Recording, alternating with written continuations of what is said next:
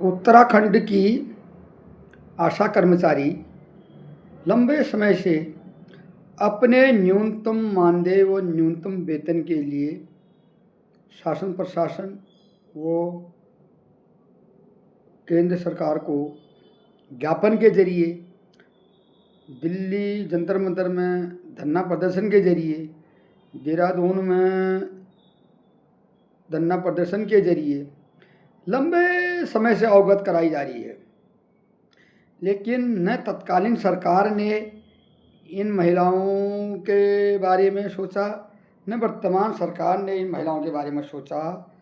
तो उत्तराखंड के पर्वतीय क्षेत्रों के दुर्गम स्थानों में रहने वाली महिलाएं इस आशा कर्मचारी का काम अपनी निष्ठापूर्वक ईमानदारी से निभाती आ रही हैं। दूसरी बात, पर्वतीय क्षेत्रों के कुछ महिलाएं इसमें ऐसी हैं जिनके पति का देहांत होने के बाद विधवा के तौर पर इनको आशा कर्मचारी रखा गया। तो इस महंगाई के टाइम में आशा कर्मचारी अपना दिनचर्या कैसे चलाती होगी। एक तरफ प्रशासन या हमारे उत्तराखंड सरकार बोलती है हम महिला सशक्तिकरण कर रहे हैं, महिलाओं के लिए ये कर रहे हैं, लेकिन मुझे नहीं लगता है कि उत्तराखंड सरकार खाली कागज़ों में वो कर रही है। एक स्वास्थ्य विभाग की रीढ़ कहने वाली आशा कर्मचारी इतने लंबे समय से सरकार को अवगत कर चुकी है कि हमारा मानदेय, हमारी पदोन्नति, हमारा वेतन बढ़ा जाए। तो आज तक सरकार ने इन आशा कर्मचारियों के लिए कोई सूद नहीं ली। और इस महंगाई के तौर पर सरकार को इन मातृशक्ति के लिए कुछ करना चाहिए, क्योंकि मातृशक्ति ही सब कुछ है। जब चुनाव आते हैं तब उत्तराखंड की पर्वतीय क्षेत्रों की धरातली स्तर की मातृशक्ति ही चुनाव में अपना बहुमूल्य वोट देकर सरकार बनाती है। चाहे पहले की सरकार बनी या अभी वर्तमान सरकार बनी, इन्हीं धरातली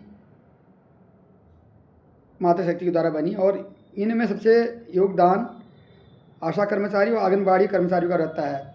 ये वोटिंग के साथ साथ चुनाव के टाइम में अपनी भूमिका पूरी निभाते हैं।